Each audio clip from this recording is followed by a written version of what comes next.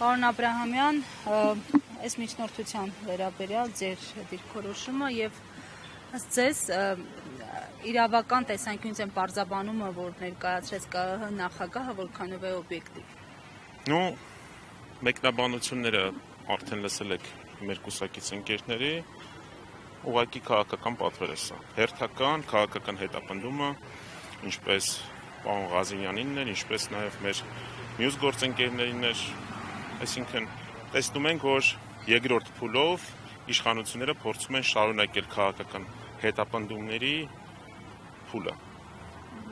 Եվ պարոն Աբրահամյան, հաշվի առնելով, որ իշխանությունը շարունակում է իզոլացնել ընդդիմադիր գործունեություն ծավալող առավել ակտիվ գործիչներին,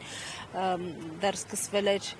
Սամվել Կարապետյանով, հետո Գագիկ Ծառուկյան, նաև նրանց, որոնք խորհրդարանում ներկայացված չեն լինելու, ընտրություններին նույնիսկ չեն մասնակցել, օրինակ Արմեն Աշոտյան, հիմա հերթական այս պրոցեսներն են։ Ինչ պիտի անի ընդդիմությունը, որպեսզի կարողանա այլընտրանք առաջարկել, դիմակայել ստեղծված իրավիճակում։ Այն, ինչ շարունակվում էր նախընտրական փուլում, հետո կրկին շարունակվեց նաև ընտրությունները, օրը շարունակվում է հիմա, ականատես ենք բազմաթիվ քաղաքական հետապնդումներին, նշեցիք պարոն Ծառուկյանինը, մինչ այդ ես նշեցի պարոն Ղազարյանինը, Ալեքսան Ալեքսանյանի գործի մասին եկեք չմոռանանք, ինչ պետք է անի ընդդիմությունը, մենք ասել ենք, այսինքն եւ ճանապարհային քարտեզը մենք ներկայացրել ենք, որ եւ նշել ենք, թե ինչի համար են գնում ազգային ժողով եւ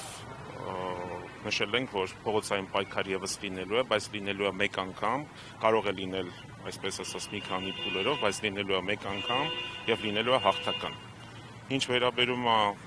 անդիմության, այսպես ասած, կոնսոլիդացմանը, ապա process-ներ լինելու են, անպայման լինելու են, մենք հայտարարել ենք, որ բոլոր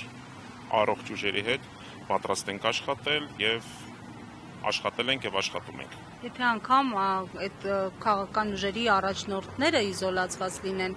այսինքն ես նկատում եմ առաջնորդողների անուններ, օրինակ, չգիտեմ, ինչպես Սամվել Կարապետյանի պարագայում։ Գիտեք, Սամվել Կարապետյանը արդեն շուրջ 14 ամիս գտնվում է անազատության մեջ, ավելի քան